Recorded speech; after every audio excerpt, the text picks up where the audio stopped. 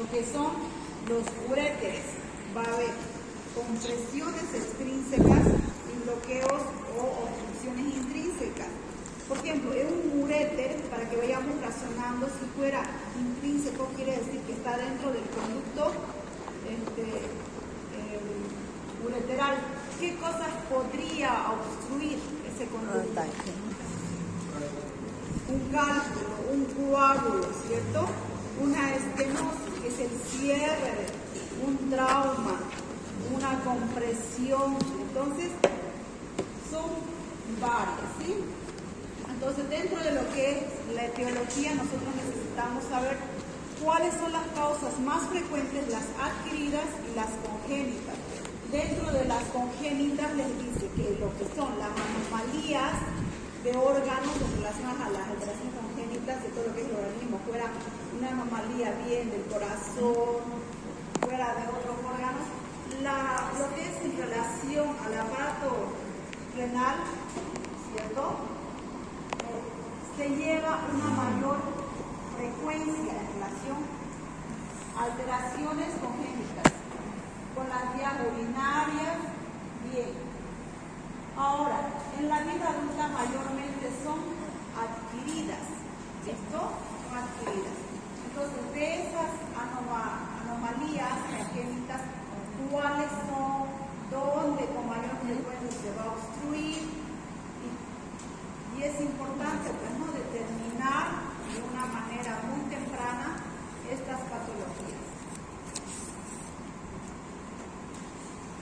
Entonces, a modo de recordar un riñoncito hermoso, ustedes saben que lo que es la nefrología es amplia, va relacionado a lo que es el sistema excretor, uroexcretor, y ahí vienen las uropatías. El riñoncito como tal, ¿no?, con una medida de 12 por 6 y 3 de grosor, ubicado a ambos laterales de las fosas renales, ¿no? Bilateral, va a tener tejido a lo que es al exterior, la parte cortical, medular, ya el sistema excretor que empieza con todo lo que es la unidad funcional del riñón, el glomérulo, que nosotros tenemos de 800.000 más o menos a 1 millón, ¿no?, de nefronas, unidad funcional relativo al glomérulo. Entonces, considerando su anatomía, su función, hay que determinar qué es lo que las alteraciones que se va a producir relativo a la alteración en relación a la funcionabilidad por alteración de la estructura de este riñón. A mayor obstrucción, entonces va a empezar a haber cicatrices en estos tejidos, va a haber atrofia, va a haber una alteración de la funcionabilidad. Entonces, ¿qué puede alterarse? Lo primero en relación al tejido córtico-medular. En una ecografía, por eso vamos a ver, ¿no? Puede ser que el riñoncito esté grande porque hay una acumulación de líquido en relación a volumen orina, pero la masa córtico-medular, donde se encuentran las nefronas, la unidad funcional del riñón, está atrofiada, ¿no? Está atrofiada. A mayor tiempo de obstrucción, mayor tipo de lesión. Entonces, como ustedes pueden ver, los cálices menores, cálices mayores, la pelvis renal, ¿cierto? Y previo a eso, las cálices menores en relación a los conductos excretores, la asa de Henle. Aquí vamos a ver lo que es la cápsula Luhmann. Y tenemos las arterias aferentes, eferentes y las vénulas. Bien, las uropatías obstructivas, entonces, les dice, la nefropatía, ¿no?, urinaria es un bloqueo del flujo de orina en cualquier lugar de este trayecto. Puede ser, considerando las cálices menores, mayormente puede ser cálculo por la precipitación de cualquier mineral, cálices mayores, ¿no?, pelvis renal, uréteres, vejiga y uretra. En cualquiera de esos segmentos, bien, puede haber, entonces, una estenosis, puede haber una obstrucción parcial o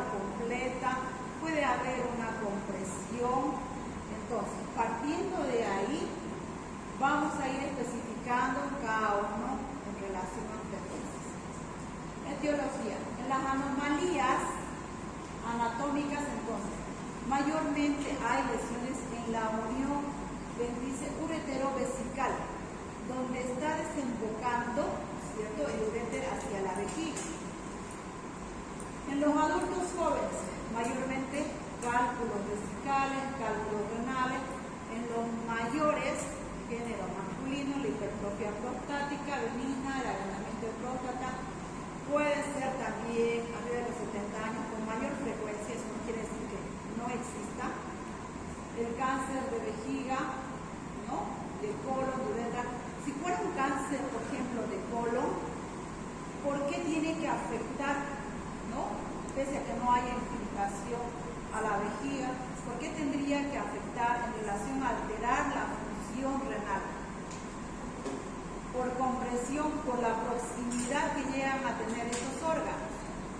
En un varón, ¿no?, en el orden que viene de adelante para atrás, o sea, si estuviera acá el paciente mirando al frente, viene varón, ¿no?, vejiga, recta. Si hay una masa tumoral rectal, comprime la vejiga. Entonces, está produciendo, fíjense, una obstrucción extrínseca, ¿no?, por compresión. No está dejando que la orina pueda, ¿cierto?, eliminarse. En muchos casos es toda la vejiga que hace compresión, aparte que produce perforaciones. De cualquier manera, llega a evolucionar a un stop de los uréteres, haciendo que la orina, que la filtración, la tasa de filtración molecular se retenga en lo que son donde los riñoncitos, y estos riñoncitos van a ir creciendo hasta llegar a un fracaso renal. Mujeres, litiasis, embarazos, tumores. En la mujer, por ejemplo, ya en los últimos meses de embarazo, en el último trimestre, séptimo, octavo, y empieza con mayor colaquiuria, ¿no?, mayor cantidad de veces de deseo de orinar y orina. Por la compresión puede llegar a ser una insuficiencia renal, porque el producto, ¿no?, o sea, el embarazo, el producto, a veces llega a comprimir lo que es la pared posterior, ¿no?, de la cavidad abdominal. Entonces, ahí que está, dentro de los órganos retroperitoneales, están los uréteres, está el riñón, ¿sí?, del riñón. Lo más frecuente en los varones, entonces, está la hipertrofia prostática. Fíjense la evolución, ¿no?, las dilataciones de la pelvis renal, el adelgazamiento de lo que es el tejido córtico-medular. En pacientes que tienen una obstrucción ya no quirúrgica en lo que son los meandros inferiores, entonces tendríamos que hacer, y hacemos las derivaciones, lo que hablamos en la anterior clase, las derivaciones percutáneas, bueno, las nefrostomías, para poder habilitar una vía de drenaje de la orina, de esta filtración. Entonces ahí ya se van sumando las definiciones de una uropatía obstructiva, que podría ser una obstrucción en cualquier segmento del trayecto urinario. Nefropatía obstructiva ya como una complicación de la primera, ¿no? E hidronefrosis les habla de una dilatación de la pelvis, cálice renal como resultado de la obstrucción. Mayor tiempo, mayor lesión, ¿no? Puede entrar una insuficiencia renal. De las causas adquiridas, las más frecuentes, hemos hablado que mayormente las causas adquiridas son en personas adultas. Estenosis uretral causa por infección o trauma uretral, estamos hablando de la uretra, ¿sí? Hiperplasia prostática benigna o cáncer prostático, tumores vesicales que pueden comprometer el cuello vesical, el trígono. Aquí les dice ambos orificios uretrales. Entre ambos orificios uretrales está el trígono vesical, ¿no?, donde desemboca en la parte posterior de la vejiga. Entonces, fíjense que cualquier masa, sea un pólipo, sea un seamo, sea cualquier masa que esté obstruyendo, entonces evoluciona ahí. Cuando es inferior, más una retención urinaria, entonces, ¿dónde tendría que estar el estómago? ¿Dónde? Estamos hablando de retención vesical, ¿cierto? ¿Dónde tendría que ser la estenosis, el cierre, la compresión? ¿Dónde tendría que estar? Uretra, exacto, uretra. Mayormente cuando es unilateral, bien puede ser uno de los orificios de la desembocadura de los uréteros, en la parte posterior de la vejiga. Y cuando ya son dos, mayormente es uretral, ¿no? Está abajo. Más aún si viene ya con un globo vesical, con una capacidad de más de 1 litro, ya empieza a haber molestias, cálculos renales, fibrosis retroperitoneal, tumores malignos, embarazo. Ahora las congénitas las vamos a especificar y hemos hablado que en relación a la alteración del meato externo, en las niñas les hablan de uterocele, ¿no? Aquí también por acá les habla de lo que es el descenso, la falta de descenso de los testículos, el urocele, la alteración de la unión ureterovesical y la uteropélvica. Ahora, dentro de las otras causas, como congénitas, está espina bífida, por la lesión, les dice, de las raíces sacras 3 y 4. O sea, induce a lo que es una vejiga neurogénica, o sea, no hay una estimulación, no orina. Entonces, por ende, retiene orina. Son pacientes que tienen que ir forzosamente a utilizar sondas vesicales o tallas vesicales. O sea, la retención de orina funciona como un medio de obstrucción. Por eso, pero pacientes que no tienen, ¿no? Es claro que esto es de menos frecuencia, que no tienen tumor, que no tienen estenosis y están con la costumbre de orinar solo a veces en la casa, viene en la mañana y vuelve a orinar en la tarde cuando vuelve a casa. Esa retención urinaria, entonces, es como una obstrucción a los uréteres. Empieza a haber reflujos ureterales, ureterovesicales. Ahí está otra vez. Hay un agrandamiento entonces de la cápsula renal, empieza a haber una acumulación de orina y esto puede ir también a ser un medio de infección. Empieza a haber un uréter con deformidad, con dilatación. ¿Y por qué duele? Porque la orina en realidad no sale por gravedad. No es que me echo y se retiene la orina y me paro y va a salir la orina, no. Esa no es la forma como funciona la eliminación de la orina. Nosotros tenemos la inervación de los uréteres, la vejiga, hay músculo, y lo que hace es un peristaltismo, ¿cierto? Tanto también como de la masa, del músculo, del grosor de la vejiga.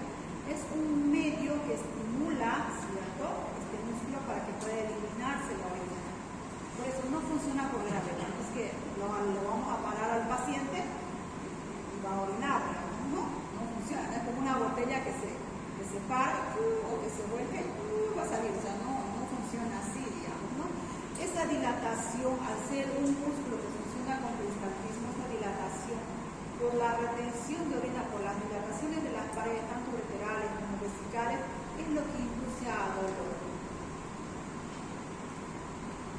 Bien, entonces en relación a los órganos, tanto renal, ureterales, vesicales, ¿qué es lo más frecuente? ¿No? En relación, por ejemplo, al riñoncito, vamos a hablar de qué?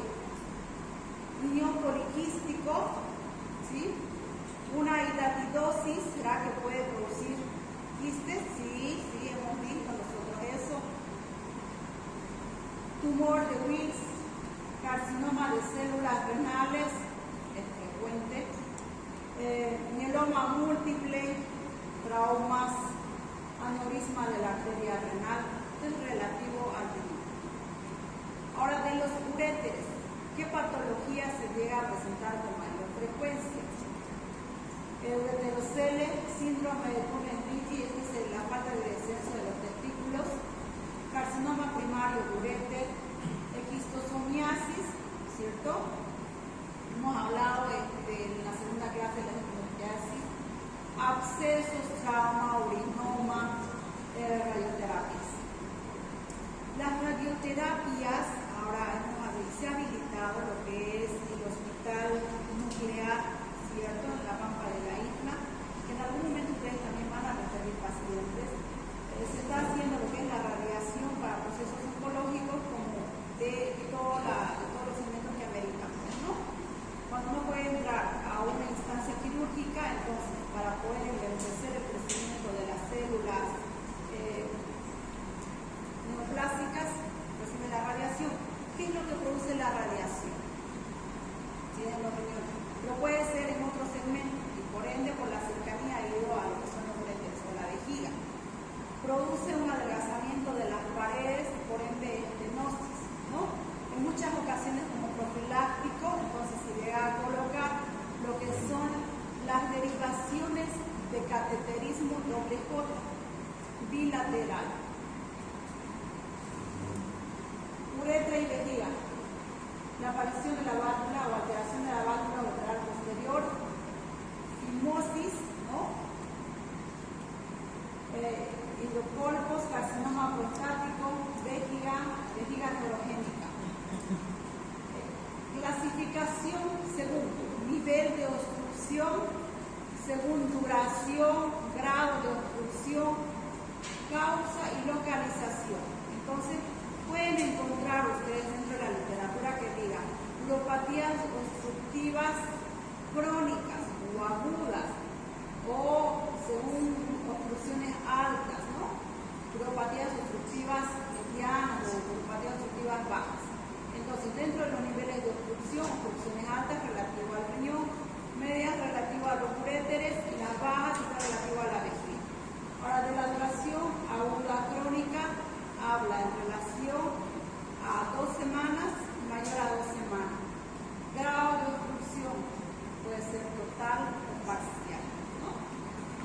Causas, obstrucción congénita adquirida y la localización. Infravesical y supravesical. Sabemos que, por ejemplo, cuando es supravesical, incluye lo que son los uréteres y lo que son los riñoncitos, ¿no? De ahí para arriba. Y tendría que entrar a las infravesicales, uretra. Dentro de la fisiopatología, entonces, ¿no? Esta cápsula va a sufrir cierto tipo de daños, va a empezar a hacer alteraciones en necrosis en lo que llegaría a ser los túbulos contorneados tanto distales como proximales. ¿Y qué les dice?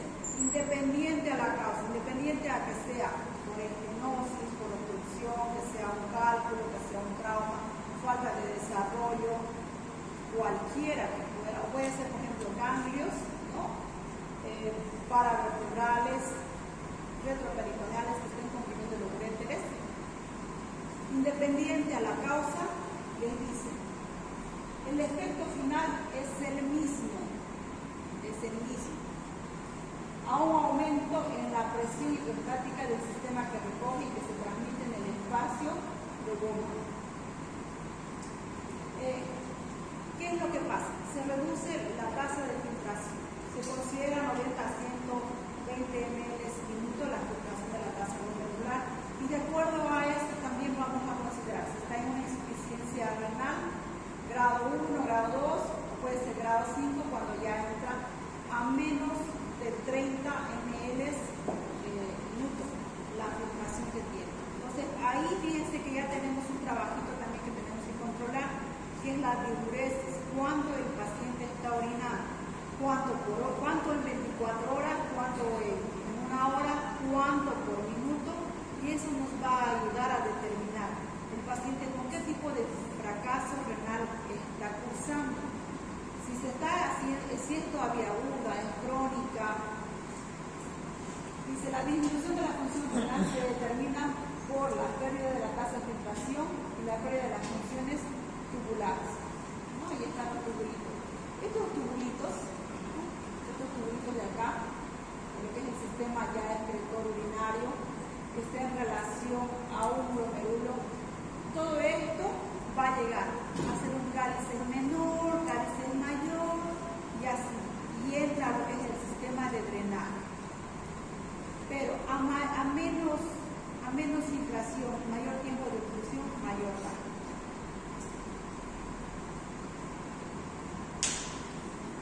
Si la oclusión es unilateral, entonces les dice dilatación por encima y provoca una destrucción del riñón. Ahí todavía no hay una gran repercusión porque tenemos dos riñones, ¿no? Puede asimilar el otro riñón. No pasa mucho por eso cuando se hace trasplante como monorrenal, ¿no? Digamos que haya donado y queda como monorrenal. El riñoncito que queda todavía hace la asimilación de todo lo que es la funcionalidad del riñón, la tasa de infiltración y demás cuestiones. Pero cuando el paciente es monorrenal, era su único riñón, ¿no? Y ya empieza a sufrir esto. Fue una anterior vez, tuvo un cáncer renal, un trauma, un accidente, un choque, se deshizo lo que fue uno de los riñones y quedó con uno. Entonces, ese paciente monorrenal realmente tiene una gran repercusión. Se considera una emergencia ese tipo de paciente, porque no hay otro sistema de poder filtrar, no hay otro sistema de hacer la función del riñón, ¿no? Tenemos que cuidar. Entonces, cuando son monorrenales, es importante, si el paciente está descompensado, retener al paciente para hacer balance de líquidos, ¿no?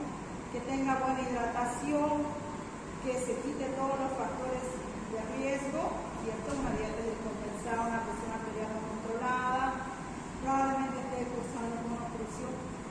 Ver cómo lo vamos a resolver eso. La orina no viene, ahí está, por gravedad, viene por peristalsis. La expulsión puede ser interna o externa. Interna, coágulos, cálculos, ¿cierto? En cambio, una externa puede ser compresiones, ¿cierto? Bien, aquí la vejiga, tenemos todavía una característica, les dice, donde la retención de orina hace que haya un engrosamiento, una hipertrofia del músculo detrusor, haciendo que fracase su función de defensa, que es el peristaltismo de este músculo detrusor.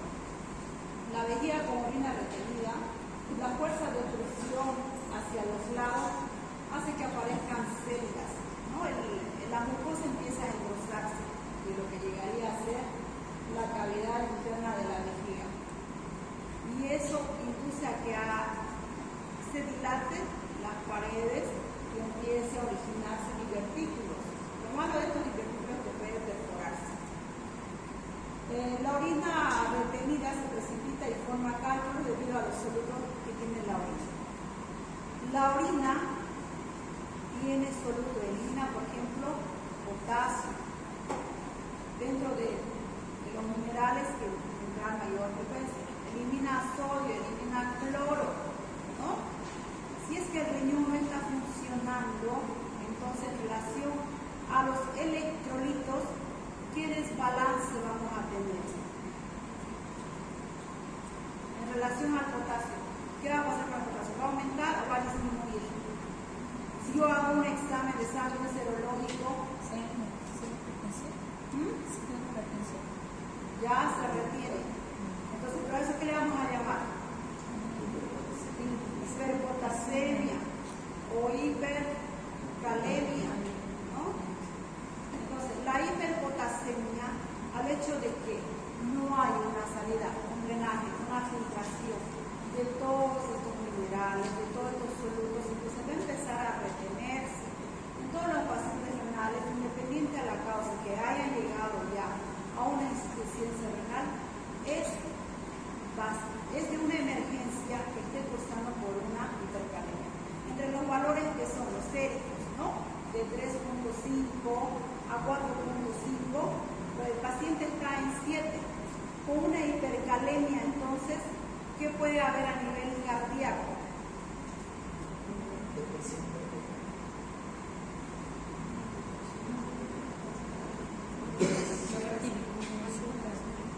A mayor potasio, porque hay canales, ¿cierto?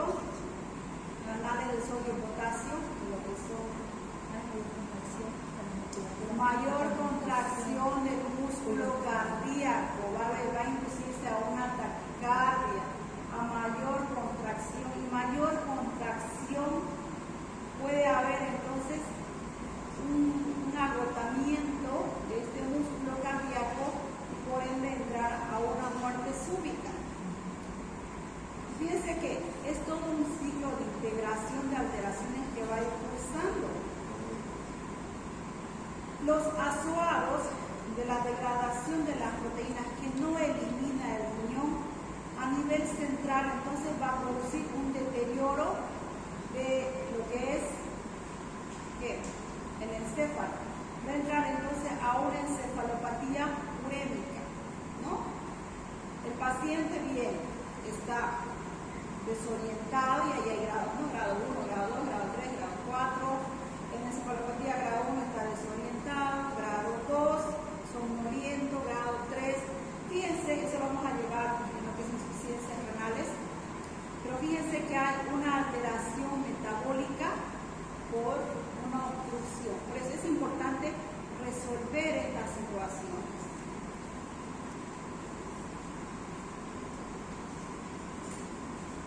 El compromiso entonces del músculo detrusor es importante, ¿no? Es un mecanismo de defensa que haga la función del peristaltismo. Y a mayor actividad de este músculo, ¿cierto? Es como cuando se va al gimnasio. A mayor actividad de una masa muscular, ¿qué va a haber? Va a haber una hipertrofia. Es lo mismo que llega a pasar. Entonces va a haber un momento que no va a tener la facilidad de hacer peristaltismo. El peristaltismo es la contracción, ¿no? No va a tener. Es lo mismo que pasa con el corazón. El corazón hipertrofiado, ¿cierto? No tiene esta capacidad de contraerse. Y lo mismo con la vejiga. Entonces puede ser un medio de retención. En los uréteres, entonces, es frecuente deslicia a nivel de la unión ureterovesical, donde está formado por la vena del músculo de Waldeyer. Este proceso entonces puede dificultar cuando hay una obstrucción, una estenosis en esa área, hacer un reflujo, ¿no? Un reflujo al momento de orinar, que puede ser reflujo activo o reflujo pasivo. De cualquier manera, el líquido, la filtración de orina que está quedando en el CRP, está obstruyendo. Por eso es independiente a la causal en ese momento, puede llevar a una insuficiencia renal. O sea, esta estenosis en esa área, en lo que corresponde a las vainas del músculo de Waldeyer, la estenosis ureterovesical, no deja que haya un pasaje total de la filtración que está produciéndose. Por eso es el reflujo.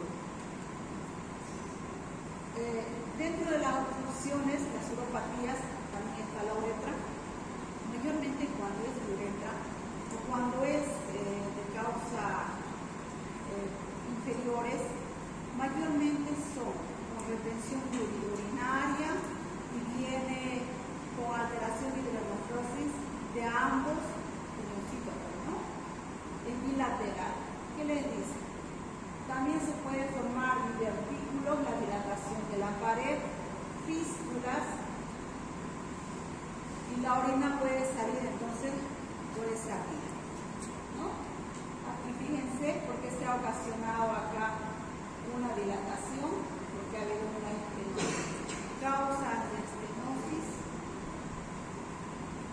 de igual forma.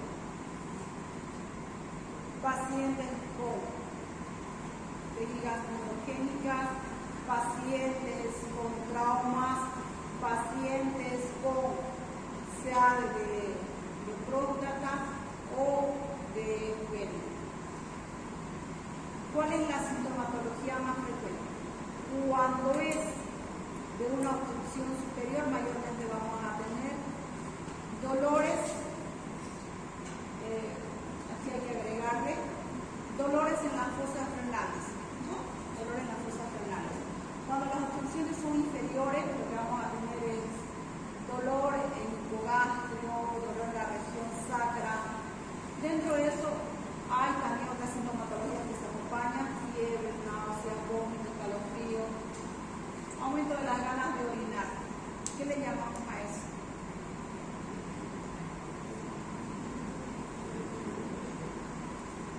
Puede ser tenesmo. Sí, ¿no ves? Sí. Ya. Disminución de la cantidad de orina expulsada. Si es por debajo de 300 a 400 ml, entonces estamos hablando de una oligoanuria, ¿no? Nada, cero de orina, anuria. Y algunos casos de sangre en orina, entonces hablamos de hematuria, ¿sí? Al examen, entonces, hay que relacionar la causa con la localización de la obstrucción. Puede estar ausente, eso es lo que causa un prueba de laboratorio para determinar la causa. Bueno, esto es importante. Está relacionado con la causa, con la localización de las obstrucciones. Si ha tenido, ¿no?, una fimosis, entonces, ¿cuál será, primero, la medida de acción que debemos tomar? ¿Qué es lo que vamos a revisar? ¿Dónde está la obstrucción? En el pene, en la uretra, ¿no es cierto? En la uretra anterior. Obstrucciones bajas, obstrucciones altas. En las obstrucciones bajas, entonces, es importante hacer un examen abdominal. Es necesario palpar lo que es hipogastrio para considerar si hay un lobo vesical.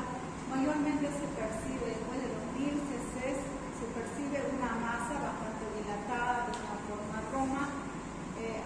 Cuando todavía no está con mucha dilatación, no es dolorosa. Cuando ya hay una dilatación de un contenido arriba de 3, 4 litros, porque puede haber semanas que no orine, y lo consideramos, si nos llega y es frecuente y va a pasar, como un tumor vesical. En realidad, son retenciones urinarias, ¿no?, ya de varios días. El globo vesical, entonces, es necesario reconocer. Todo paciente con fracaso renal, en una primera instancia se debe sondar. Examen de próstata, ¿sí? Hay mucho pudor, a diferencia de la mujer, todavía hay mucho pudor en el hombre para la revisión. Vuelvo a recalcar, la comunicación médico-paciente tiene que ser, entonces, de mucha confianza, no de llevarlo a la casa, obviamente, sino que se tiene que crear una confianza, ¿no?, y de respeto. Y ahí está importante hablar con propiedad, reconocer con propiedad los segmentos urinarios y formular las preguntas, ¿no? En las funciones altas, el dolor, entonces, dolor en el ángulo costovertebral, con la posición anatómica de los riñoncitos, globo vesical en casos avanzados. ¿Qué es lo que vamos a pedir como exámenes complementarios?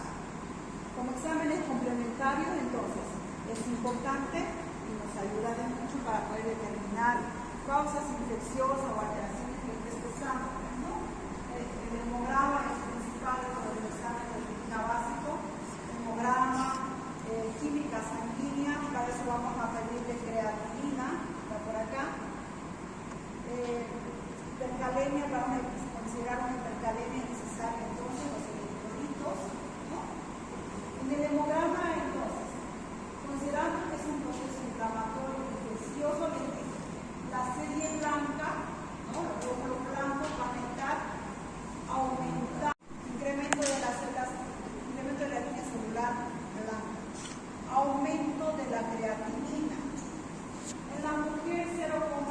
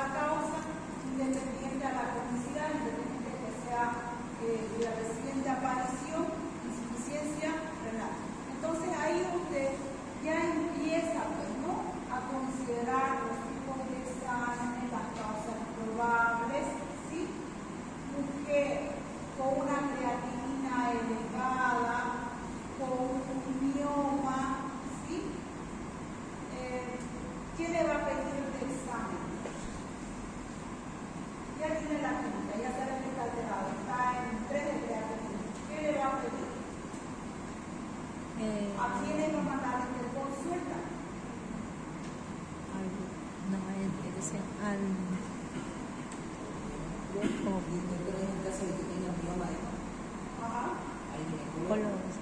Ya, el ginecólogo, exacto, perfecto.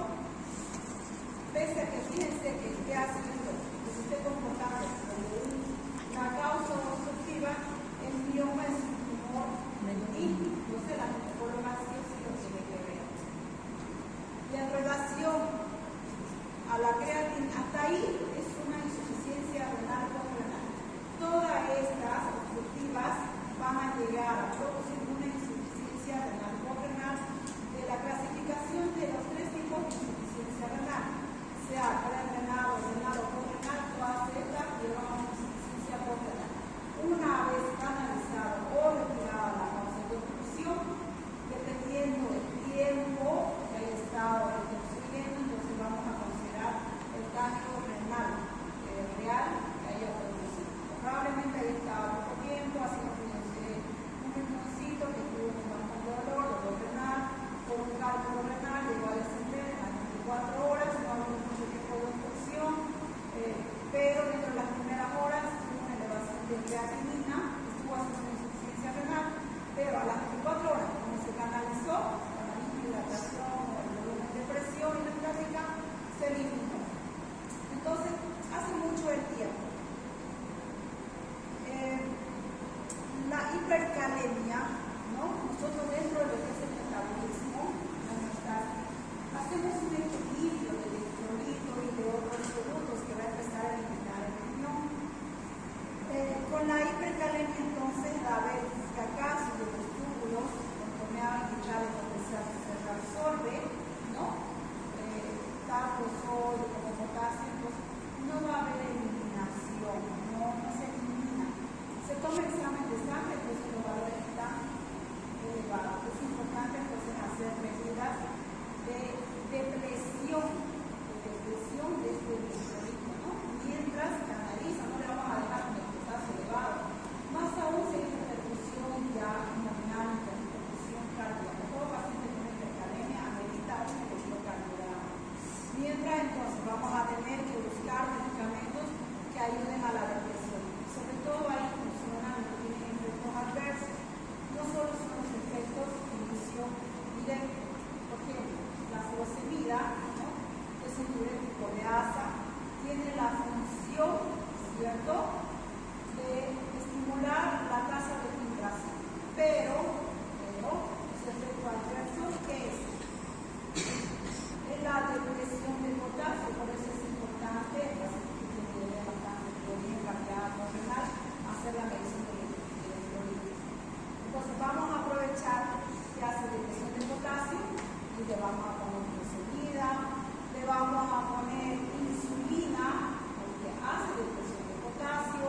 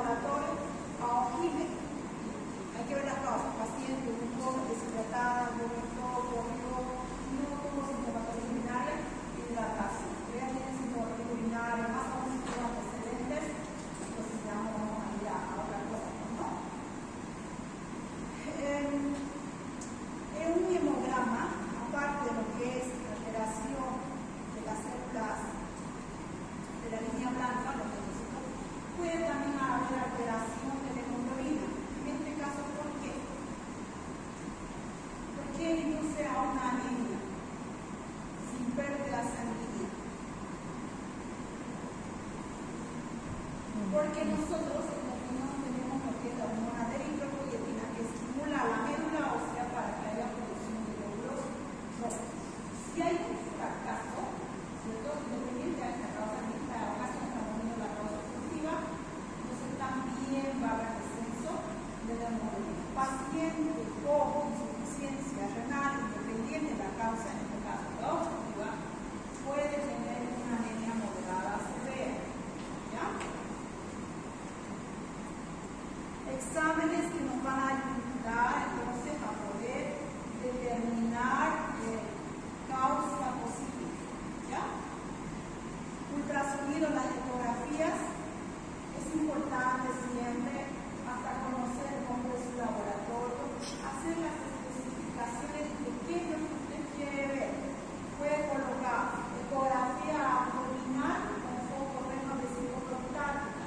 Entonces solo quiere, por ejemplo, la vejiga, lo demás ya se estudió, entonces o no le dieron los ecografistas, o si considera que es la causa una hipertrofia prostática, la causa que estoy estudiando, entonces especifica ecografía prostática, ¿no? O vesical, o medición de ureter, cosa que no hacemos mucho. Directamente veo que se lanza con una ecografía abdominal. Es necesario puntualizar a la ecografía, a la ecografista, qué es lo que usted quiere ver, las mediciones, ¿no? Y preparar al paciente para ese examen. Todas las intenciones de ASA no se puede certificar la transmisión de imagen. El medio de transmisión de una ecografía es el líquido. Entonces, si un paciente está con masas intestinales extendidas, no le va a ayudar con mucho. Lo que le va a tocar es las mediciones y no se logra observar las estructuras, algunos se logran tomar la preparación, algunos masas intestinales que se olvidan.